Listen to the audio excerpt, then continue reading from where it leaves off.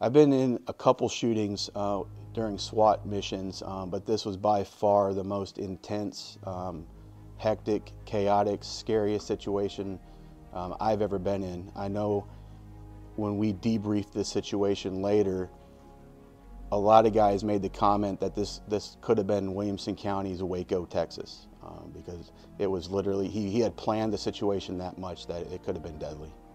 This incident started off like a regular night. I was laying in bed and we got the call of this subject shot 2 subjects in the front yard. The subject was in his house barricaded, and they needed our system out there in Milam County.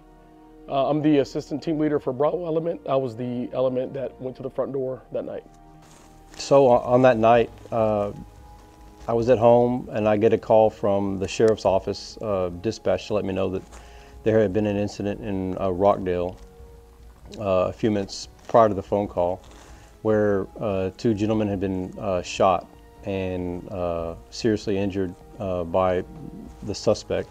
We do work with everybody we can.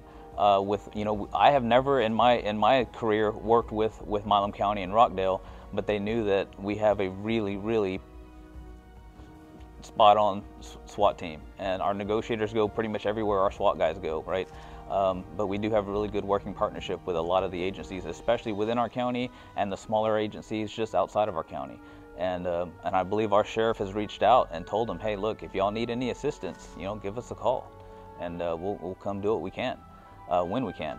And that's what happened that evening. Clore, right side, 542 Cloud Street. Come up to hands up, sheriff's office.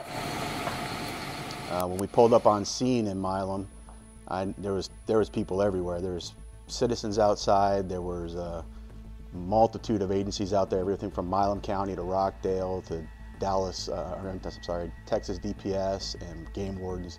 There was just people everywhere. We very quickly put a plan together to try to talk to the individual, and we set up a couple rescue teams and had our armor out there and stuff like that. And in the process, I was told by our negotiators that he wasn't answering his phone. Every phone number they had for him, he wasn't answering it.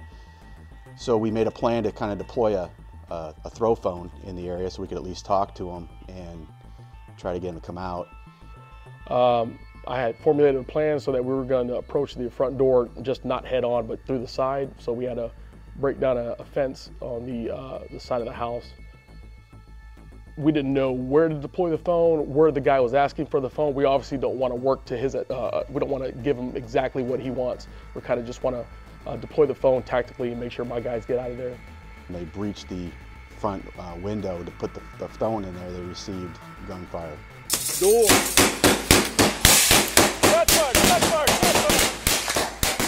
We fired, it felt like 100, 200 rounds.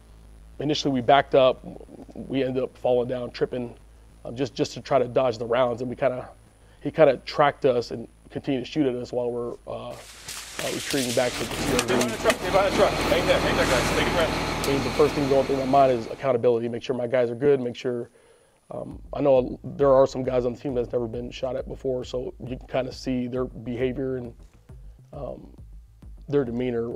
You got to kind of pull them back in. Some guys thought they got hit. Some guys could have sworn they got hit. So we're checking guys while also trying to cover that front door so he doesn't come out and lay some rounds on us some more. We found that somehow a family had actually snuck back into their house, which was directly across the street from the suspect's house, where our Wilco snipers were on top of this house. They had snuck back in. Well, this guy was firing on it, and we hear people yelling, and lo and behold, we find that these people had actually snuck back in from a different spot where we didn't see. A few of us had to go over there, and I got there, I provided cover, and then they started coming out with some of them. And one lady had kind of jumped out and moved into direct line of fire. So I was trying to get her to move down the road, and she wouldn't do it. I'm yelling at her, trying to get her to get out of the way, so I have to run and cover her. So I stand behind her, blocking her, and hoping that nothing was going to happen, to me. or anybody else. And then that's when I felt it on my back lower blade. Felt something sort of kick me pretty good. I later found out that it was one of the rounds that had come through the house and hit me. I don't know if it was a ricochet off of something. I don't know if it had just slowed down because of the walls that it went through, but it nailed me. We kept going. I didn't think of it at the time, and then later, after inspection of the vest, we saw that there was a dent, and we saw the, you know, some of the, I guess the powder on there. Team leader on site, Sergeant Randig, asked for permission to deploy gas in the house. We'd already deployed a flashbang at that point just to try to get his attention away from the guys on the team. And so I said, yeah, start depleting gas.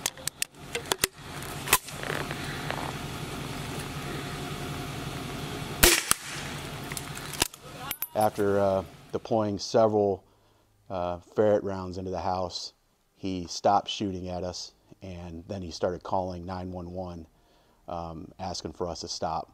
So at that point, when he called 911, we were able to then patch his phone call from 911 into our command center, and negotiators could start doing their negotiating with him, trying to get him out.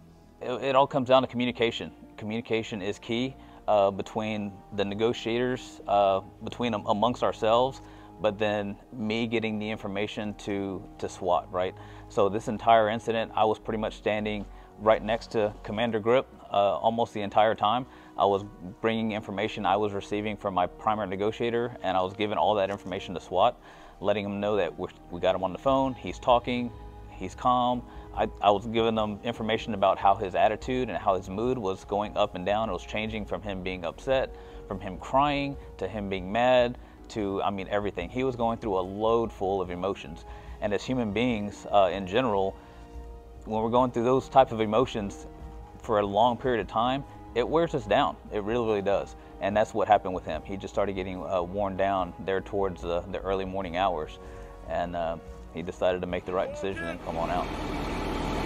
Walk towards the side of my voice, right here. When we came out, we noticed he was wearing soft body armor, rifle plates.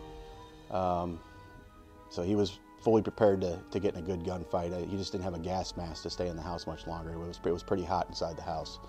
The only door he didn't barricade was the front door. And my only thought to that was his intention was that we were going to come in the house immediately, and then when he started shooting, all the other rooms were barricaded, and we wouldn't have no place to dump into a room, and we would have been in a big kill box. He was prepared to kill as many cops, I think, as possible.